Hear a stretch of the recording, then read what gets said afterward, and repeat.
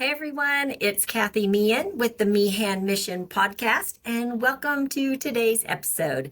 I am so excited to introduce to you Erin Page. Erin Page has a practice called Heartwing Healing in Austin, Texas, and she provides homeopathic therapies. Now, she went from warrior mom to warrior healer, all because she needed to find solutions and therapies for her and her own son's battle with disease. So sit back and learn a little bit about homeopathy, and I hope you guys enjoy the show. Thanks.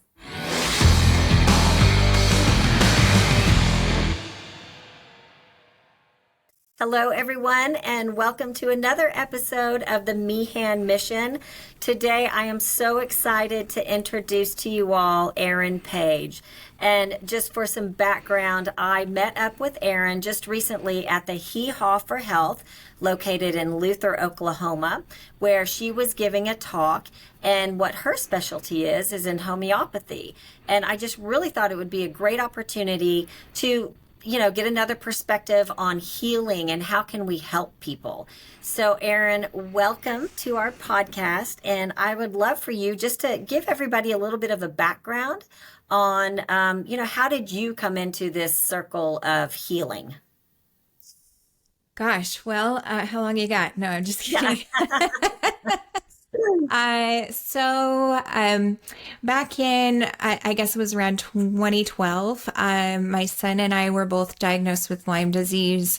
He had a very significant neuropsychiatric response, which we later found out was connected with what's called PANS, or some people know it as PANDAS, which would be a neuropsychiatric disorder triggered by strep. And it really led me down this rabbit hole of wanting to learn as much as I possibly could. I became fierce warrior mama and did everything that I could in order to ensure that I was giving him the best possible care, as well as myself. So I studied everything I possibly could. I read every single scientific paper there was, and really just educated myself as anybody who was fervently trying to find a cure might do. So that led me down the road of homeopathy, which was really the only intervention that we did consistently and saw consistent improvements with, besides, the numerous other things we tried, which were all helpful for the most part. However, homeopathy was the consistent helpful treatment for the both of us, which is why I decided to continue my education there and try to help as many other kids and families as I could. Well, I love that you were a warrior mom, because I think we find a lot of people who have transitioned into the healing side really found themselves, a victim or, sick or diseased from something. And to find a cure, really, you are the advocate of your health and you're the advocate of your son's health. So many times, it's these warrior moms that make such a difference. And what's really great is that you took that difference that you created for you and your son, and then now you are sharing that with other people so that they have hope and that they can find healing.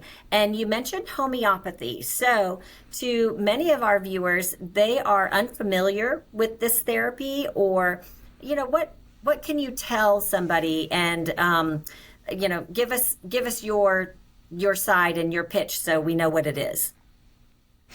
Yeah, absolutely. So homeopathy is a 200-year-old system of medicine. It was developed by Dr. Samuel Hahnemann.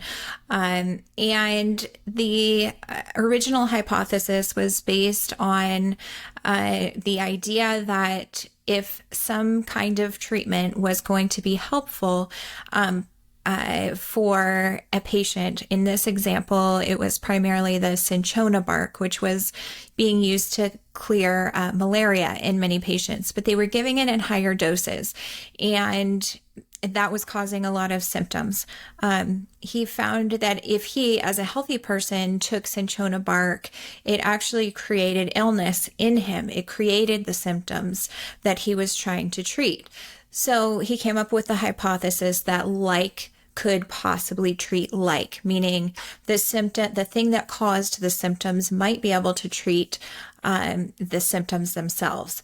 So he wanted to ensure, as most doctors do, that we want to make sure that we're not causing our patients any harm.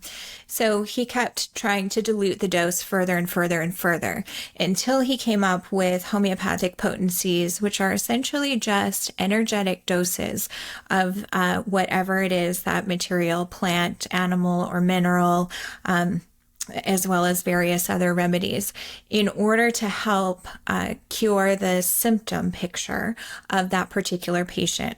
So it's been utilized very widely, actually, very much so in places like India, as well as in the UK, has been, pretty commonly used alongside all traditional medicine. However, in the US, there was unfortunately a strong attack on the homeopathic practitioners back, historically with the Rockefellers and those kinds of things, who came in with the Flexner report and decided to kind of take it out. So, but it is seeing a huge resurgence. And there's a number of reasons I think that is. The first one beginning that it is has very little side effects, a very high safety profile, and we're looking at a very easy treatment to utilize. It's primarily delivered through tiny little sugar pellets that you place underneath your tongue and dissolve. So it can be given to even, infants, all the way up to people on respirators who, we can just put it underneath their tongue and let it dissolve in the mouth. So very easy to utilize, very inexpensive. So I do think it will continue to see a resurgence, hopefully more so in the US. Yeah, well, I've definitely heard from other parents and from other practitioners that we've talked to that it's definitely a growing area. So if a patient or someone is interested and they've tried other things, other remedies, could they just reach out to you? And how do you, are you accepting patients? Give me a little bit about that, because I want to connect people to resources, and I think you're a very valuable resource. So how would somebody reach out to you? Sure, that's very kind of you. I am still seeing patients. I would say about 80% of my practice is pediatrics. I see a lot of complex pediatrics, all the way down to, newborns, as well as, pregnant moms. And I've also worked with the elderly, particularly in areas of dementia, Alzheimer's, and those kinds of things, helping them to detox from some of the heavy metals that might be affecting them. Anybody is welcome to reach out to me. I offer a free 15-minute consultation. I want to make sure that you feel comfortable with me as a provider before we engage in any kind of appointment, because I think that's hugely important. I think, too often we overlook the idea that, the doctor is there to assist the patient as much as possible. And if there's not a connection there, I do think that, maybe somebody else is better suited to the case. But so I offer a free 15-minute consultation to anybody who is interested in starting homeopathy. That's great. So as far as like your experience and your advocacy for better health for our kids and with your own child, I happen to know that you've got some great connections with some really good organizations out there, and one of those being Autism One. So that that is an organization that I think every parent, if they don't know about it yet and they have a child with autism, that they should really investigate and do their research and check out everything that you have there. So tell us about your role with Autism One and the best way to connect to Autism One. Sure. So I am currently the co-executive director of Autism One, and the best way to find out more information is to go to autismone.org. We do have some exciting news, hopefully coming in the very near future. That's good. So as a parent, do you have like resources for parents? And yeah. Sure. So Autism One does have resources, and they're on demand. We've got a few other things coming down the pipeline that I'm not ready to announce just yet, but they will be more resources for parents to be able to look into biomedical treatments and educational therapies, all of those kinds of things as well. I do have resources as actually via the podcast. So I also run a podcast called Remedy Revolution. The Remedy Revolution podcast is really designed to give people as much information as possible. It's completely free. You're welcome to access it on Spotify, Apple, and I do actually have a Rumble channel that I just started. So I'm hoping to also post some of the past interviews on Rumble as well, so you can see them in the videos.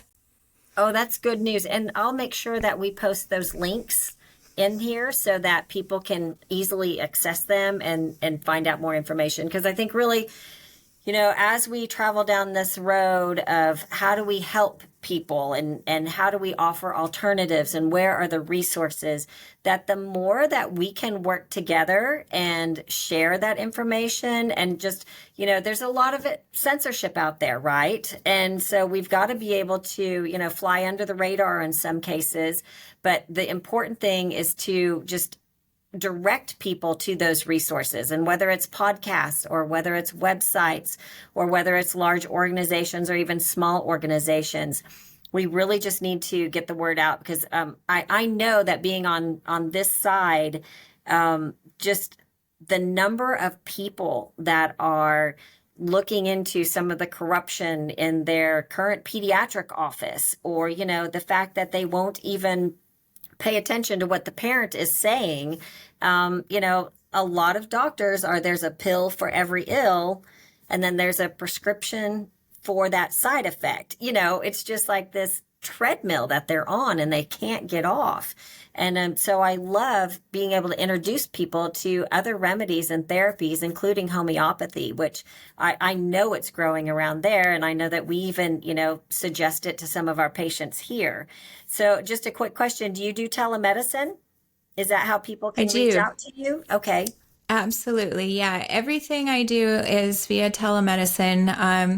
I've got clients all over the country and some international as well. So, I want to make things as accessible as possible, particularly because, parents are busy these days. And when you've got a sick kid, it can be really difficult to try to bring them into an office. So, I want to make myself as accessible as possible to those parents that really need assistance.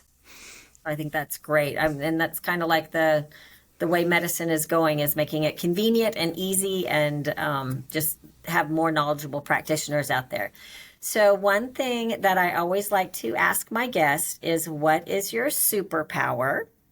And I'm just going to say, like, my superpower is I'm like the peacemaker. I want to make sure that everybody gets along, and that, we're sharing things, and I like things to run smoothly. So that's kind of like my superpower, is bringing people together for that. But what's Erin's superpower? I would say it is my intuition. I have a very strong sense of intuition. It's what's guided.